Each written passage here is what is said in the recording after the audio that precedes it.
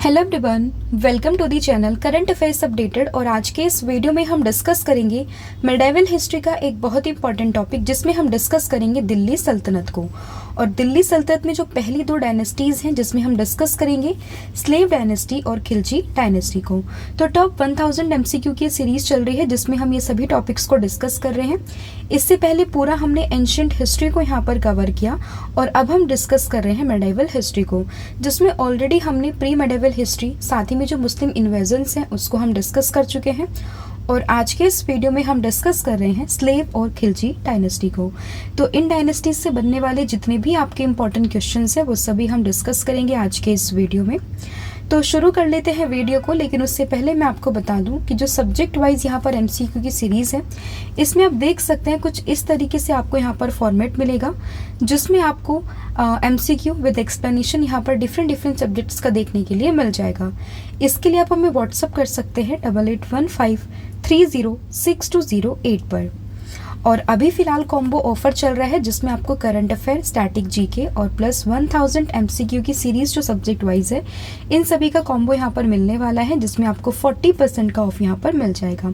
तो आपको क्या करना है, जो हमारा कूपन कोड है 1,000,040 आपको ये यूज़ करना है, क्योंकि अभी हमारे चैनल पर 1 मिलियन सब्सक्राइबर यहाँ पर होने वाले हैं। तो उसी के कॉन्टेक्स्ट में ये कूपन है। इसका यूज़ करने के बाद हमारे सभी ऑनलाइन कोर्सेज पर आपको फ्लैट 40% का डिस्काउंट यहाँ पर देखने के लिए मिल जाएगा। तो शुरू करते हैं वीडियो और डिस्कस करते हैं हमारा आज का फर्स्ट क्वेश्चन। तो देखिए, फर्स्ट क्वेश्चन है, who was the founder of the slave dynasty, यानी कि स्लेव डायनेस्टी जिसको हम हिंदी में गुलाम वंश के नाम से जानते हैं, इसका दूसरा नाम क्या है, मामूलक डायनेस्टी।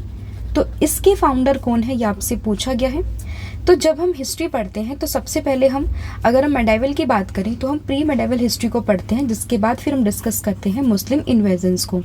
मुस्लिम इन्वेजन्स की बात करें तो उसमें मोहम्मद गोरी, गजनी, ये सब आते हैं, यहाँ पर भारत में इन्वेड करते हैं। और सबसे लास्ट में जो हम डिस्कस करते हैं मुस्लिम इन्वेजन्स में, वो हम डिस्कस करते हैं मोहम्मद गोरी को। मोहम्मद गोरी इंडिया आता है, यहाँ से जितनी भी वेल्थ है उसको लूट कर जाता है। तो उसके बाद में वो एक अपना स्लेव यानी कि गुलाम वो भारत छोड़ के जाता है। तो उसके बाद ही वही स्लेव आगे चलकर दिल्ली सल्तनत की स्थापना करता है और उसमें पहली डायनेस्टी की फॉर्मेशन करता है, जिसे हम कहते हैं स्लेव डायनेस्टी या फिर मामूलक डायनेस्टी के नाम से। अब उस फाउंडर का नाम क्या है, तो ध्यान रखेंगे ये हो जाएगा Qutbuddin Aibak, that is option number D. तो इम्पॉर्टेंट है, आपको ध्यान रखना है कि slave dynasty was formed by the Qutbuddin Aibak. तो इम्पॉर्टेंट है, आपको ध्यान रखना है। और कुतुबुद्दीन ऐबक की बात करें तो 1206 में इसने दिल्ली सल्तनत के थ्रोन पर ये बैठा, और उसके बाद डिफरेंट पर्सन आएंगे इस दिल्ली सल्तनत की गद्दी पर, वो बैठेंगे और डिफरेंट डायनेस्टीज़ की यहाँ से शुरुआत हो जाएगी। और जब ये डायनेस्टी खत्म हो जाएगी तो उसके बाद शुरू हो जाती है मुगल एम्पायर। तो वो भी हम आगे डिस्कस करेंगे, बट पहले हम पूरा दिल्ली सल्तनत यहाँ पर फिनिश कर देंगे। फिर है, विच सुल्तान ऑफ दिल्ली सल्तनत इज नोन एज लाख बख्श, कि इनमें से किस दिल्ली के सुल्तान को हम लाख बख्श के नाम से जानते थे। तो लाख बख्श के नाम से जानने का मतलब ये है कि वो लाखों का दान करता था, और लाखों का दान करने वाला जो शासक कहलाया है हमारे इतिहास में, उसको हम जानते हैं कुतुबुद्दीन ऐबक के नाम से। ये वही कुतुबुद्दीन ऐबक है जिसने की स्लेव डायनेस्टी की एस्टैब्लिशमेंट यहाँ पर कही है। तो ध्यान रहेंगे कि लाख बख्श के नाम से किसको जानते हैं, तो ये जानते हैं कुतुबुद्दीन ऐबक को। तो ये आप इसमें ध्यान रखना है। और ही was the first Muslim ruler of India who ruled from his capital in Lahore. तो अगर आपको कैपिटल याद नहीं होती है, कई बार कंफ्यूज होता है, तो आपको ट्रिक्स याद रखनी है, या फिर खुद से ही आप कुछ ऐसे निमोनिक्स या फिर कुछ ऐसे रिलेशन करके इसको पढ़ सकते हैं, ताकि वो आपको लॉन्ग टर्म के लिए याद रहे।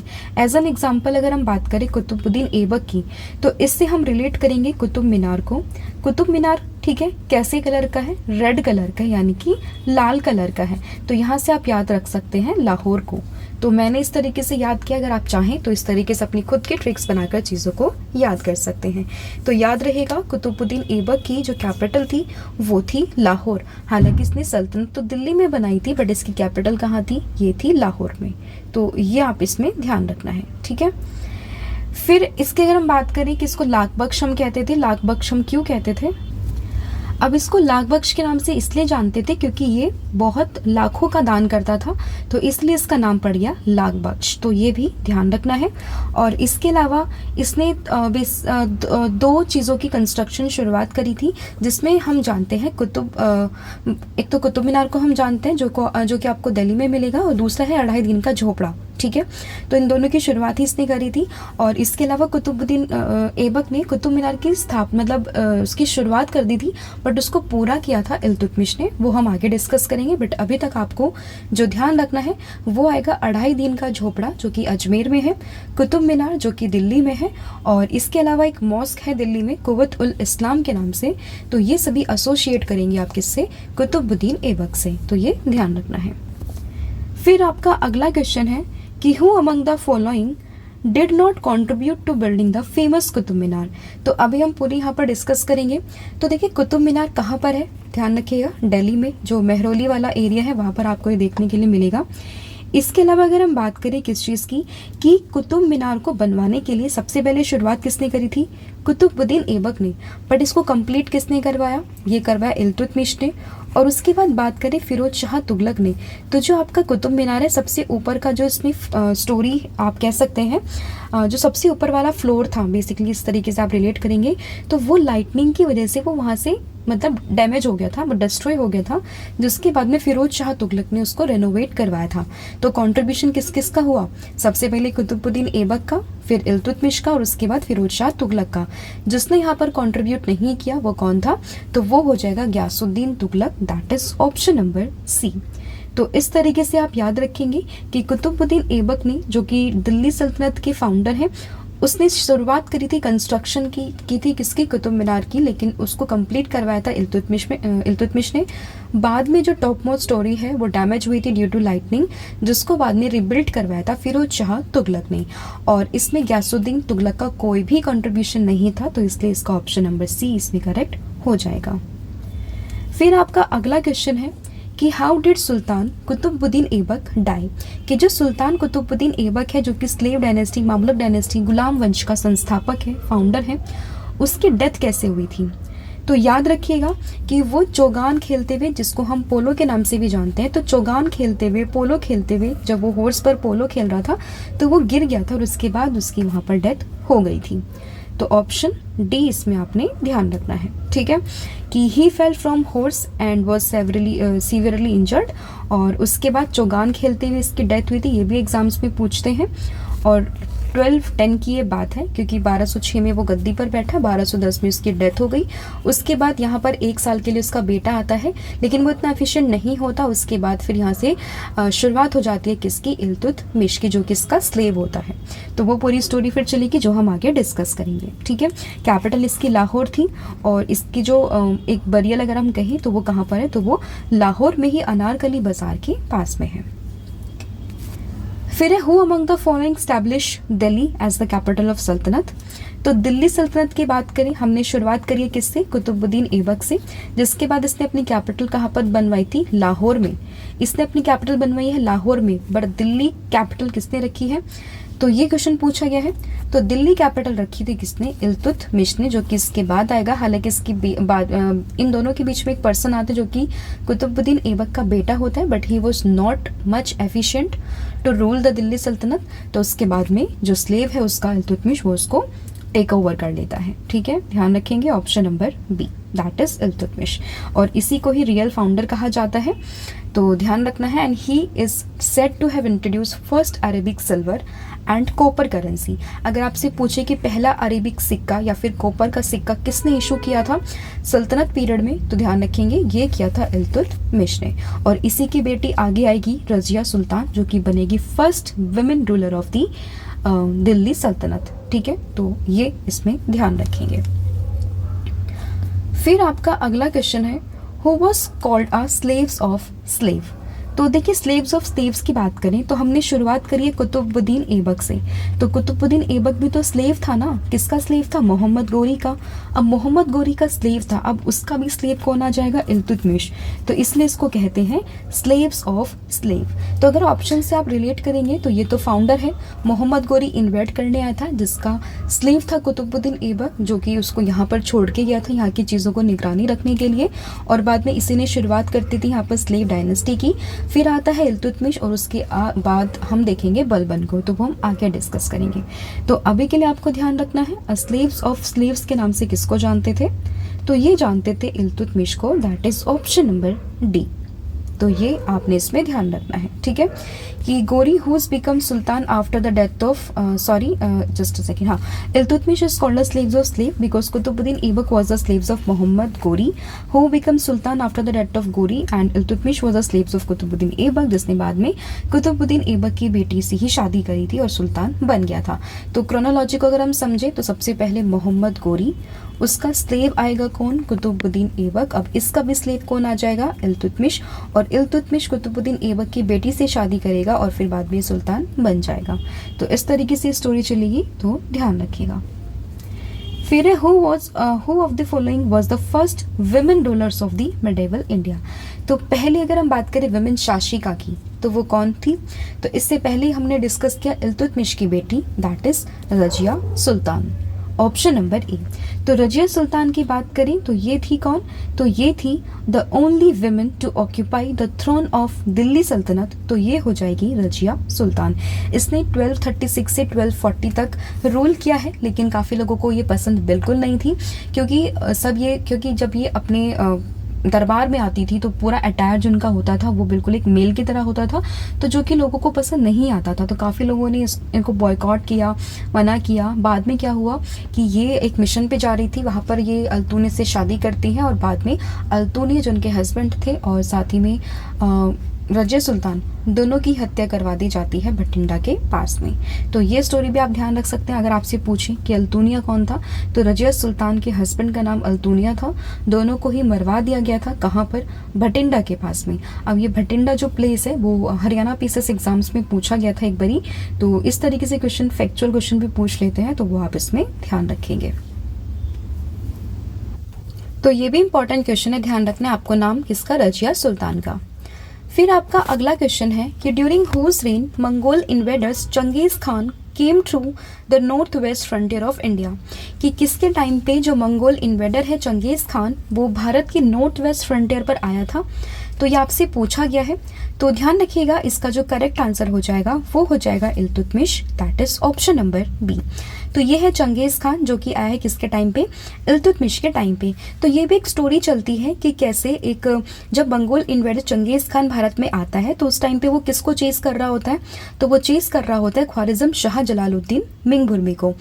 तो जब ये भारत आता है तो ये शरण मांगता है किससे? इल्तुतमिश से, कि आप हमें शरण दे दो, हमारे पीछे चंगेज़ खान पड़ा हुआ है। लेकिन इल्तुतमिश जानता है कि अगर उसने चंगेज़ खान अगर इसने ख्वारिज़्म शाह को अपने यहाँ शरण दी तो चंगेज़ खान से डायरेक्टली उसका क्या हो जाएगा? कन्फ्लिक्ट हो जाएगा। तो वो नहीं चाहता था वैसा कुछ हो, तो इसलिए वो शरण देने से मना कर देता है, और इसीलिए जो चंगेज़ खान है वो सिर्फ नॉर्थ वेस्ट फ्रंटियर तक ही आता है, लेकिन वो भारत में एंटर नहीं कर पाता। तो ये भी आप इसमें फैक्ट याद रखेंगे। और चंगेज़ खान मंगोल से था, इल्तुतमिश के टाइम पीरियड में वो आया था, ये आप इसमें ध्यान रखिएगा। फिर है the original name of Changez Khan was, कि चंगेज़ खान का ओरिजिनल नेम क्या था? तो इसका ओरिजिनल नेम था Temujin, that is option number C. तो चंगेज़ खान का ओरिजिनल नेम हो जाएगा तैमूचिन, तो ये आप ध्यान रखेंगे। फिर है who was behind the dethroning of Razia Begum, कि रजिया बेगम को जो डिथ्रोन किया था वो किसने किया था? तो जैसा कि मैंने आपको बताया कि रजिया बेगम इल्तुतमिश की बेटी थी, और इसी के साथ में वो दिल्ली सल्तनत की, मुगल सल्तनत की पहली विमेन रूलर थी, सिर्फ और सिर्फ कौन? रजिया सुल्तान। तो काफ़ी लोग उसकी अपॉइंटमेंट से खुश नहीं थे कि कैसे एक लेडी को तुमने शासक बना दिया, तो उसके पीछे षड्यंत्र रचा गया और बाद में रजिया सुल्तान और उनके पति यानी कि अल्तुनिया को मार दिया गया भटिंडा के पास में। तो ये साजिश किसकी थी? तो ध्यान रखिएगा ये साजिश थी तुर्क्स की, that is option number C. तो ध्यान रखेंगे ऑप्शन नंबर सी इसमें यहाँ पर आपका करेक्ट हो जाएगा। फिर है the full name of sultan of Delhi Balban was, कि दिल्ली का जो सुल्तान हुआ है बलबन, उसका पूरा नाम क्या था। तो यहाँ पर भी मैं आपको एक स्टोरी बताऊंगी। जैसे कि हमने डिस्कस किया, सबसे पहले कुतुबुद्दीन ऐबक, फिर उसका बेटा आता है but he was not very efficient. उसके बाद आता है इल्तुतमिश। इल्तुतमिश की डेथ के बाद में वो जो अपना सक्सेसर यहाँ पे बताता है, वो बताता है रजिया सुल्तान को, जिससे कि जो रजिया सुल्तान के भाई हैं वो काफ़ी यहाँ पे परेशान हो जाते हैं कि कैसे हमें छोड़ के हमारी बहन को गद्दी पर बिठा दिया। तो वो सब मिलकर षड्यंत्र रचते हैं। तो यहीं पर बीच में एक नाम आता है चालीसा का। तो चालीसा अगर हम बात करें तो 40 जो तुर्क्स नोबल थे उनका ये ग्रुप होता था, जिसमें कि जितने भी बड़े बड़े नोबल्स थे 40 लोग वो वहाँ पर शामिल थे। तो उसी में एक पर्सन निकल के आएगा जिसका नाम था बलबन। चालीसा को ख़त्म करने का श्रेय भी किसको जाता है? बलबन को ही जाता है, क्योंकि उस टाइम पे ये था कि जो ये तुर्क्स थे ना, ये डोमिनेट करना शुरू कर देते हैं और जो चीज़ें होती है ना आसपास की कि भाई रूलर कैसे, कौन अपॉइंट होगा, तो वो सब ही इनका बहुत इंटरफेरेंस होने लगा था। तो जब बलबन निकल के आता है इन सबके बीच में से, तो वो जानता है कि आगे चलकर अगर मैं गद्दी पर बैठा तो मेरे पीछे फिर ये षड्यंत्र रच के मुझे हटाने की कोशिश करेंगे। तो जैसे ही वो सुल्तान बनता है तो सबसे पहले वो चालीसा को ख़त्म करता है। ठीक है, चहलगानी आप इस तरीके से आप कह सकते हैं। तो वो सबसे पहले उसको ख़त्म करता है। तुर्क ए चहलगानी, ये आप आगे आप पढ़ोगे तो 40 शब्द आपको ध्यान रखना है, 40 तुर्कों का ग्रुप था ये। तो इसका पूरा नाम क्या हो जाएगा? तो ये हो जाएगा Ghiyasuddin Balban, that is option number C. ये भी काफ़ी एफिशिएंट रूलर था। इसके बाद रजिया सुल्तान के बाद में इसके भाई लोग गद्दी पर बैठते हैं, लेकिन सबको हटा के गद्दी पर फिर कौन बैठ जाता है? तो वो बैठ जाता है बलबन। तो ये ध्यान रखेंगे। तो the full name of Balban was Ghiyasuddin Balban and he was the 9th sultan. अब 9th क्यों? क्योंकि इसके बीच में काफ़ी सारे आएंगे लेकिन वो इतने इंपॉर्टेंट नहीं होंगे, तो ध्यान रखिएगा। 9th सुल्तान था ये मामुलक डायनेस्टी का, तो ध्यान रखिएगा। और बेसिकली ये किस पोस्ट, जब ये रजिया सुल्तान का टाइम था तो ये अमीर इस शिखर की पोस्ट तक पहुंच गया था। तो ये भी ध्यान रखिएगा, इम्पॉर्टेंट है यहाँ पर। और पूरा नाम भी इम्पॉर्टेंट है, गयासुद्दीन बलबन। फिर है which sultan of Delhi is said to have followed the policy of blood and iron. तो ब्लड एंड आयरन की पॉलिसी ये कौन सा सुल्तान फॉलो करता था? तो ब्लड एंड आयरन की पॉलिसी में क्या होता था कि बेसिकली ब्लड एंड शेड, आपको by any means you have to conquer the area, कि मतलब आपको पूरा अपने आसपास का एरिया कॉन्कर करना है, जिसकी वजह से आप कुछ भी कर सकते हैं, वॉर कर सकते हैं, लोगों को मार सकते हैं, ब्लड पूरा बहेगा, आपको कोई मतलब नहीं है। तो वो थी बेसिकली ब्लड एंड आयरन की पॉलिसी की by any means you have to acquire the area by of your territory. तो ये पॉलिसी एक्वायर करी थी किसने? ये करी थी दिल्ली के सुल्तान गयासुद्दीन बलबन ने, जिसको हम शॉर्ट में सिर्फ बलबन के नाम से जानते हैं। तो ध्यान रखिएगा, ऑप्शन बी इसका यहाँ पर करेक्ट हो जाएगा। तो पूरा नाम है गयासुद्दीन बलबन। ठीक है, अमीर शिखर के पोस्ट पर ये पहुंचा था at the time of Razia Sultan. Blood and iron की पॉलिसी को ये अपनाता था और ये इंपॉर्टेंट है, ध्यान रखेंगे। तो इसमें आपने ये ध्यान रखना है। ठीक है, फिर after consolidating the power Balban assume the grand title of, कि अपनी पूरी पावर को कंसोलिडेट करने के बाद बलबन ने किस टाइटल को यहाँ पर एज्यूम किया? तो याद रखिएगा, ये जो टाइटल इसने एज्यूम किया इसका नाम था जिल-ए इलाही, that is option number C. तो जिल-ए इलाही का टाइटल इसने यहाँ पर एज्यूम किया, तो ऑप्शन सी आप इसमें ध्यान रखेंगे। तो Balban establish the political model inspired by famed public heroes and he tried to provide highly respected reputation to the reign, and he was considered as the representative of God on the earth, and according to the Balban he comes after the पैगंबर in dignity। तो मतलब अपने आप को भगवान का मसीहा मानता था, क्योंकि वो उस टाइम के रूलर्स ये मानते थे कि हमको भगवान ने भेजा है तुम लोगों के ऊपर रूल करने के लिए। तो इसीलिए इसने जिले इलाही यानी कि इमेज ऑफ गॉड जिसका मतलब है उसका टाइटल यहाँ पर एज्यूम किया था। तो ये ध्यान रखिएगा। फिर है who was the first Muslim ruler to formulate the theory of kingship similar to the theory of divine rights of the king. तो वही बात हुई कि हम ही आए हैं आप पे रूल करने के लिए, डिवाइन राइट है हमारा किंग का कि आप पे हम रूल करें, और ये हमें जो पूरा का पूरा एक राइट है ये हमें भगवान ने दिया है। तो इस थ्योरी में बिलीव करता था कौन? गयासुद्दीन बलबन। और ये वही व्यक्ति है जो कि ब्लड एंड आयरन की पॉलिसी में भी विश्वास रखता था। तो याद रखिएगा, ऑप्शन सी इसमें यहाँ पर करेक्ट हो जाएगा। He said Sultan is a representative of God on the earth and his place comes after the पैगंबर। जो हम मोहम्मद पैगंबर के बारे में डिस्कस किया था हम उसी की बात कर रहे हैं।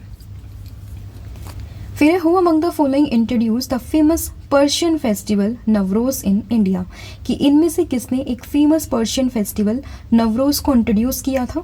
तो ध्यान रखिएगा ये इंट्रोड्यूस किया है किसने, अगेन बलबन ने, इंपॉर्टेंट है ऑप्शन नंबर ए। तो Balban made some rules and regulations for his court and strictly enforce them. तो इसने सबसे पहले यहाँ पर एक यही शुरू किया, एक फेस्टिवल है नवरोज के नाम से। इसके साथ साथ इसने एक रिचुअल को शुरू किया जिसका नाम था सिजदा और पाइबोस, जिसमें सिजदा में वो ग्रीटिंग करते थे, मतलब ज़मीन पे ऐसे लेट के उसको ग्रीट करते थे और जो है किंग के फीट को चूमते थे, यानी कि kissing the feet of the king. तो ये पाइबोस था। तो सिजदा करना और पाइबोस करना ये दोनों रिचुअल्स इसने शुरू करे थे और इसने अपने आप को कहा था हेल्पर ऑफ खलीफा। तो ये ध्यान रखिएगा। और इसने पर्शियन फेस्टिवल को सेलिब्रेट करने के लिए किसकी शुरुआत करी थी, नवरोज की। तो ये मतलब अपने रिचुअल्स को सेलिब्रेट करने के लिए इसने एक पर्शियन फेस्टिवल को सेलिब्रेट किया था जिसका नाम था नवरोज। फिर Tughril Khan raised a standard of revolt during whose reign, कि किसके रेन में जो तुगरुल खान है इसने अपने जो है रिवोल्ट को उसको स्टैंडर्ड किया था। तो याद रखिएगा इसमें सही आंसर यहाँ पर होगा अगेन बलबन, क्योंकि दिल्ली सल्तनत में अगर हम बात करें स्लेव्स डायनेस्टी में तो काफ़ी सारा रोल इसने प्ले किया, तो काफ़ी क्वेश्चंस यहाँ से बनते हैं। तो नाम याद रखेंगे किसका, बलबन का, that is option number A. तो बेसिकली जो तुगरुल खान है इसने रिवोल्ट किया था during the period of Balban, और इसका जो रिबेलियन था ये हुआ था against the appointment of the Amin Khan in Bengal. तो ये ध्यान रखेंगे, इंपॉर्टेंट नाम अगर आपसे पूछे, जैसे चंगेज़ खान की बात करें तो वो इल्तुतमिश के टाइम पे आता है, बट वो इंडिया में एंटर नहीं कर पाते, सिर्फ नॉर्थ वेस्ट फ्रंटियर तक ही आके रुक जाते हैं। वैसे ही तुगरुल खान की बात करें तो किसका टाइम एसोसिएट करेंगे, तो आप करेंगे बलबन का। ठीक है, तो अभी तक हमने 4 इंपॉर्टेंट पर्सनालिटीज़ को डिस्कस किया। सबसे पहले हमने डिस्कस किया कुतुबुद्दीन ऐबक को, उसके बाद हमने डिस्कस किया इल्तुतमिश को, इल्तुतमिश की बेटी रजिया सुल्तान को, और अभी हम डिस्कस कर रहे हैं किसको, बलबन को। तो चारों इंपॉर्टेंट पर्सनालिटीज़ है। इनके बीच में भी लोग आते हैं लेकिन वो इतने एफिशिएंट नहीं होते, कुछ इतना कॉन्ट्रीब्यूट उन्होंने नहीं किया है, तो इसलिए हम उनको नहीं पढ़ते क्योंकि वो एग्जाम के पॉइंट ऑफ व्यू से इंपॉर्टेंट नहीं होते हैं। फिर आपका अगला क्वेश्चन है कि which sultan wanted to launch a new religion but ulemas opposed the move, कि इनमें से किस सुल्तान ने एक नया रिलीजन लॉन्च करने की कोशिश की लेकिन जो उलेमास थे उन्होंने इस मूव को अपोज किया था। तो ध्यान रखिएगा यहाँ पर शुरुआत हो जाती है खिलजी की और इसका सही आंसर होगा Alauddin Khilji, that is option number B. ठीक है, तो ध्यान रखेंगे अलाउद्दीन खिलजी एक एम्बिशियस एम्परर था जिसने की शुरुआत करी थी खिलजी डायनेस्टी की। अगर आपने देखी होगी मूवी पद्मावत तो वहाँ से भी आप इसका लिंक बिठा सकते हैं। And he assume the title of Sikandar सानी, यानी कि सेकंड अलेक्जेंडर ये अपने आप को कहता था, और इसने इस चीज़ के बारे में अपने कॉइन्स वगैरह पे भी चीज़ें इम्प्रिंट करवाई है। तो याद रखिएगा कि एक नया रिलीजन ये शुरू करना चाहता था लेकिन अपोजिशन के कारण इसने उसको शुरू नहीं किया, मतलब बेसिकली अपोजिशन जो थी उलेमास उन्होंने इस चीज़ को अपोज किया। फिर when he attended kingship he was quite independent of rulers and order of Shariat for which sultan Barni made this statement। तो बर्नी एक राइटर आप कह सकते हैं कि इसने किस सुल्तान के लिए लाइन लिखी है कि when he attained kingship he was quite independent of ruler and order of शरीयत। तो ये इसने लाइन लिखी है अलाउद्दीन खिलजी के लिए, that is option number C, आप इसमें याद रखिएगा। और अलाउद्दीन खिलजी के चाचा थे जलालुद्दीन जिसने कि खिलजी डायनेस्टी की स्थापना यहाँ पर करी थी। अगर मैंने फाउंडर में अलाउद्दीन खिलजी का नाम बोला तो आप उसको करेक्ट कीजिएगा। ठीक है, तो अलाउद्दीन खिलजी बाद में था, पहले जलालुद्दीन खिलजी था जिसने कि इस डायनेस्टी की स्टैब्लिशमेंट यहाँ पर करी थी, तो वो ध्यान रखेंगे। ठीक है, फिर है who among army commander of Alauddin Khilji died fighting against Mongol, कि मंगोल से लड़ते साथ अलाउद्दीन खिलजी का कौन सा आर्मी कमांडर यहाँ पर मारा गया था, तो वो था Zafar Khan, that is option number ए। आप इसमें ध्यान रखेंगे कि मंगोल्स के साथ में फाइट करते हुए अलाउद्दीन खिलजी का आर्मी कमांडर जफ़र खान ये मारा गया था, तो ये आप इसमें ध्यान रखेंगे। और जो जफ़र खान का ओरिजिनल नाम था वो था मलिक यूसुफ हिजबरुद्दीन, तो ये भी नाम इम्पॉर्टेंट है, एक आइडिया होना चाहिए रफ आपको। बस इतना ही आपके लिए काफ़ी है। फिर है Padmini is associated with Alauddin conquest of Chittor, she was the wife of home. तो पद्मिनी बेसिकली पद्मावत की हम बात कर रहे हैं। पूरी मूवी अगर आई एम श्योर आप लोगों ने देखी होगी। तो पद्मिनी की बात करें जो अलाउद्दीन खिलजी के कॉन्क्वेस्ट ऑफ चित्तौड़ से एसोसिएट है, वो किसकी वाइफ थी? तो वो मूवी में भी दिखा रखा है, वो वाइफ थी राणा रतन सिंह की। That is option number D. तो ध्यान रखेंगे राणा रतन सिंह की वाइफ थी पद्मिनी, जिसको हम जानते हैं स्टोरी ऑफ पद्मिनी जो हम देखे हैं पद्मावत मूवी में। और ये जो पूरा का पूरा एक आप कह सकते हैं ये पूरी बुक कंपाइल कहीं या कुछ भी, तो इसको किसने लिखा है? ये लिखा है मलिक मोहम्मद जायसी ने। ठीक है, तो ये भी एग्जाम्स में पूछते हैं कि पद्मावत के राइटर कौन है, तो वो हो जाएंगे मलिक मोहम्मद जायसी, इंपॉर्टेंट है। And she was the wife of king Rana Ratan Singh. ठीक है, फिर है हु वॉज नॉन एज हजार दिनारी।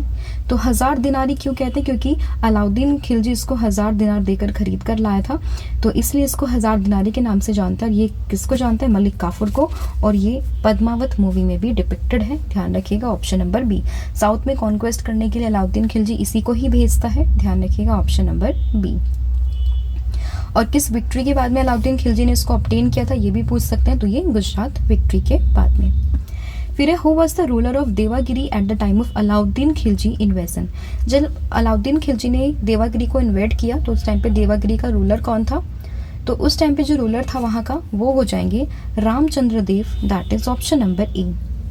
तो जब रामचंद्र देव रूलर थे देवागिरी के, उसी टाइम पे अलाउद्दीन खिलजी ने इन्वेजन किया था। And in 1296 the king of Devagiri Ramchandra Dev after the successful invasion of Alauddin Khilji promised him to send the revenue from Elijpur every year, but during 1305 to 1306 he did not send the tax to Delhi. उसके बाद में फिर वहाँ पर वो लड़ाई होती है और वो अलाउद्दीन खिलजी जो है अपने एक जो लीडर है 1000 दिनारी यानी कि मलिक काफूर के साथ में एक कॉन्क्वेस्ट भेजता है देवागिरी में, तो ये ध्यान रखेंगे। और इसमें देवागिरी में जो एक कॉन्क्वेस्ट होता है जिसमें कि रामचंद्र देव डिफीट हो जाता है, अपने आप को सरेंडर कर देता है, तो ये आप इसमें ध्यान रखेंगे। फिर during the reign of which sultan was the khalisa land developed on a large scale, कि इनमें से किसके रेन में जो खलीसा लैंड है वो एक लार्ज स्केल में यहाँ पर डेवलप हुआ था। तो याद रखेंगे ये डेवलप हुआ है अगेन अलाउद्दीन खिलजी के टाइम पीरियड पे, that is option number B. The main purpose of Alauddin behind the system of revenue and tax system was to establish a powerful and autocratic state. He snatched all the land from all those people who get the land as milk, यानी कि property given by the state as prize या फिर जो कुछ भी, और एक वक्फ जो अभी न्यूज़ पे है ना वक्फ, हालांकि सर ने इस पर एक अलग से वीडियो बनाई है, आप पूरा डिटेल वहाँ पर पढ़ सकते हैं, तो वो कंप्लीट वीडियो है, चांसेस है वहाँ से भी क्वेश्चन बन सकते हैं, तो वो भी आप देखेंगे। तो ध्यान रखिएगा खलीसा लैंड डेवलप हुई थी जो लार्ज स्केल पर, वो हुई थी अलाउद्दीन खिलजी के टाइम पीरियड पे। फिर है which of the following Sultan introduced market reform, कि इनमें से किस सुल्तान ने मार्केट रिफॉर्म को इंट्रोड्यूस किया? तो याद रखिएगा ये इंट्रोड्यूस किया है किसने? ये इंट्रोड्यूस किया है जलालुद्दीन खिलजी ने, दैट इज ऑप्शन सॉरी ये यहाँ पर करेक्ट कीजिएगा, अलाउद्दीन खिलजी यहाँ पर करेक्ट आंसर होगा, that is option number B. ठीक है, मार्केट रिफॉर्म को किसने इंट्रोड्यूस किया? अलाउद्दीन खिलजी ने, that is option number B. तो ये ऑप्शन आपको यहाँ पर करेक्ट करना है, आंसर आएगा अलाउद्दीन खिलजी। ठीक है, तो अलाउद्दीन खिलजी ने यहाँ पर इंट्रोड्यूस किया प्राइस कंट्रोल पॉलिसी, और काफ़ी एफिशिएंट ये रूलर था जिसने कि मार्केट कंट्रोल के लिए काफ़ी मेजर्स यहाँ पर लिए थे। फिर आपका अगला क्वेश्चन है कि who of the following Muslim rulers enforce a strict price control, again the same question in different manner, तो करेक्ट आंसर क्या हो जाएगा? Alauddin Khilji, that is option number A.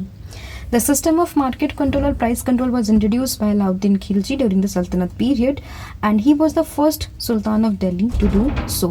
तो ये ध्यान रखिएगा। And the expenditure of the army was very high, तो इसलिए इसने ये कंट्रोल ये मेजर यहाँ पर लिए थे। तो बेसिकली अगर आपसे कोई पूछे कि मार्केट कंट्रोल्स को लेकर मेजर्स किसने किए थे, तो सबसे पहले वो किए थे अलाउद्दीन खिलजी ने, तो इम्पॉर्टेंट है, आपको ध्यान रखना है। फिर है which one of the following Kings of medieval India begin the public distribution system, जिसको हम पीडीएस के नाम से जानते हैं। तो इसकी शुरुआत अगेन अलाउद्दीन खिलजी ने ही करी थी। तो पीडीएस की बात करें, मनी कंट्रोल की बात करें, प्राइस कंट्रोल की बात करें या फिर मार्केट रिफॉर्म्स की बात करें, तो ये सब कौन शुरू करता है? तो ये सब शुरू करता है अलाउद्दीन खिलजी, तो ध्यान रखेंगे ऑप्शन नंबर ए। ठीक है, फिर है which of the following sultan appointed a special army to protect the boundaries of the empire, कि अपनी बाउंड्री, अपने एम्पायर की बाउंड्रीज को प्रोटेक्ट करने के लिए इसमें से किस सुल्तान ने एक स्पेशल आर्मी को भेजा था। तो याद रखेंगे ये भेजा था अलाउद्दीन खिलजी ने, that is option number D. तो Alauddin Khilji took various step to consolidate his power. अब आप सोचोगे कि कंसोलिडेटेड हिज एम्पायर, तो अब आप सोचोगे कि हम खिलजी में सिर्फ अलाउद्दीन खिलजी को ही क्यों डिस्कस कर रहे हैं, क्योंकि इस डायनेस्टी में सिर्फ 2 ही रूलर्स थे जो काफ़ी एफिशिएंट अगर हम कह सकते हैं। एक था जलालुद्दीन जिसने कि इसकी इस्टेब्लिशमेंट करी थी, और इसी को मारकर फिर आया था अलाउद्दीन खिलजी, जिसका बाद ये पूरा सल्तनत यहाँ मतलब पूरा जो एम्पायर है इनका वो चलता है। और उसके बाद में कोई इतना एफिशिएंट होता नहीं है, तो बाद में फिर शुरुआत किसकी जाती है, तुगलक डायनेस्टीज की। ठीक है, तो याद रखेंगे कि कंसोलिडेट पावर किसने की थी अपनी, अलाउद्दीन खिलजी ने। फिर है विच रूलर्स ऑफ दिल्ली सल्तनत डिजर्व हिमसेल्फ एज खलीफा, किसने अपने आप को खलीफा डिक्लेयर किया था, तो ये किया था किसने, मुबारक खिलजी ने, that is option number B. तो अलाउद्दीन खिलजी के बाद में जो आता है वो आता है मुबारक खिलजी, जिसने कि अपने आप को क्या डिक्लेयर किया था, इसने अपने आप को डिक्लेयर किया था खलीफा, और इसने मलिक काफर को इम्प्रिजन किया था, तो ये ध्यान रखेगा।